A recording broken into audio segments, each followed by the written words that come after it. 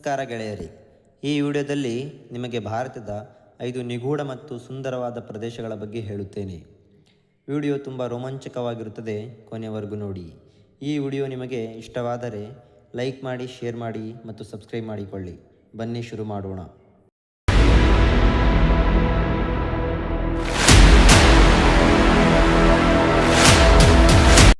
Number 1, ಪುಕ್ತಾಲ್ Gompa.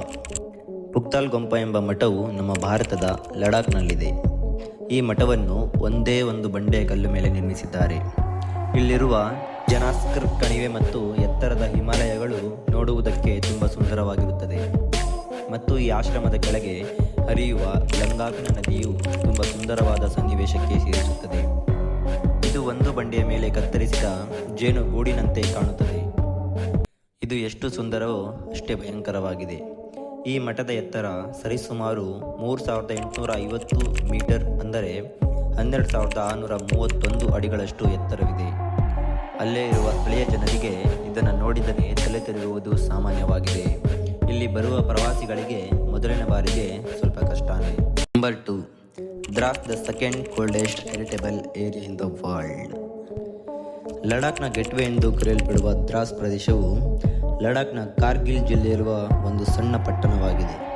ಇದು ಹೆಚ್ಚಾಗಿ ಉಗ್ರಗಾಮಿಗಳು ದಾಳಿ ಮಾಡುವ ಪ್ರದೇಶವಾಗಿದೆ.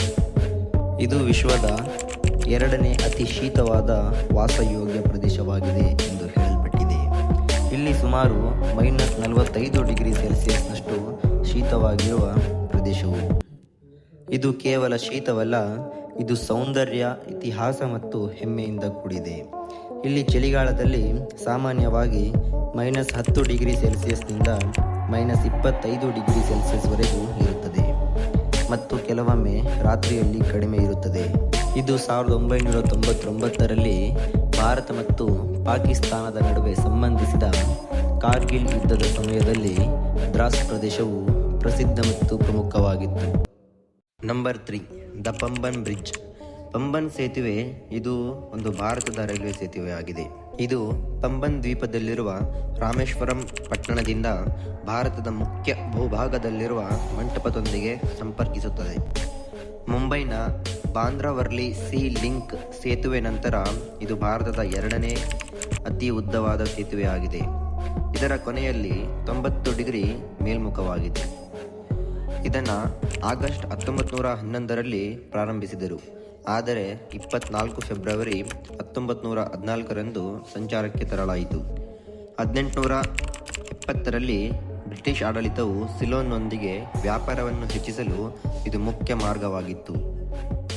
ಈ ರೈಲ್ವೆ ಸೇತುವೆಯು ಸಮುದ್ರದ ಮಟ್ಟದಿಂದ 12.5 ಮೀಟರ್, ಅಂದರೆ 41 ಅಡಿ ಎತ್ತರದಲ್ಲಿದೆ ಮತ್ತು 2065 ಮೀಟರ್, ಅಂದರೆ 6776 ಅಡಿ ಉದ್ದವಿದೆ.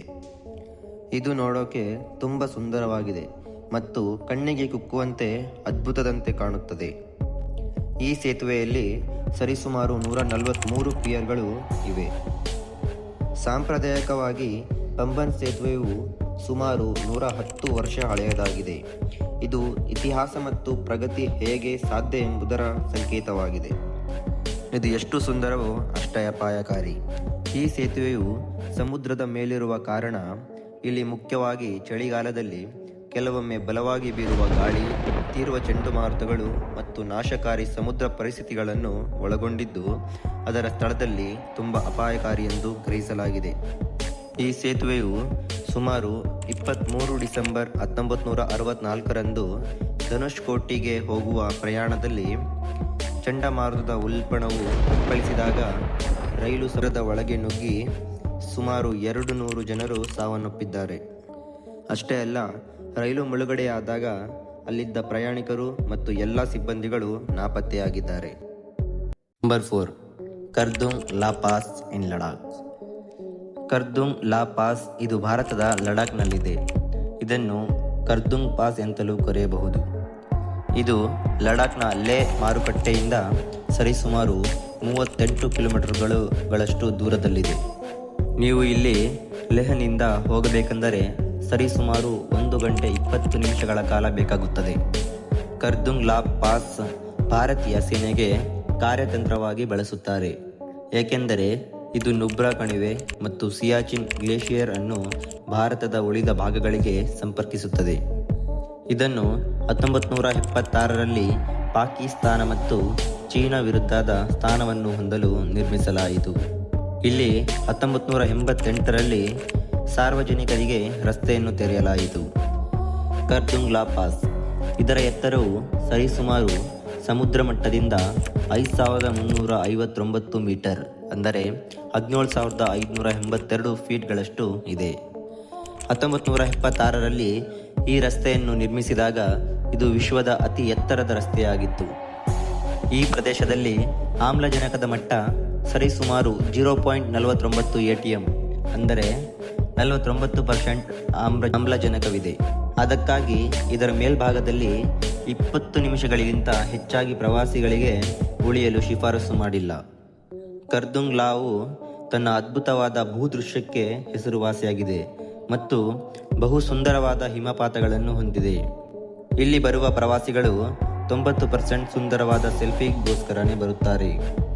ಈ ಕರ್ದುಂಗ್ ಲಾ ಪ್ರದೇಶಕ್ಕೆ ವರ್ಷದ ಯಾವುದೇ ಸಮಯದಲ್ಲಿ ನೋಡಲು ಬರಬಹುದು, ಆದರೆ ಕೆಲವೊಮ್ಮೆ ಇದನ್ನು ಚಳಿಗಾಲದಲ್ಲಿ ಮುಚ್ಚಿಡುತ್ತಾರೆ.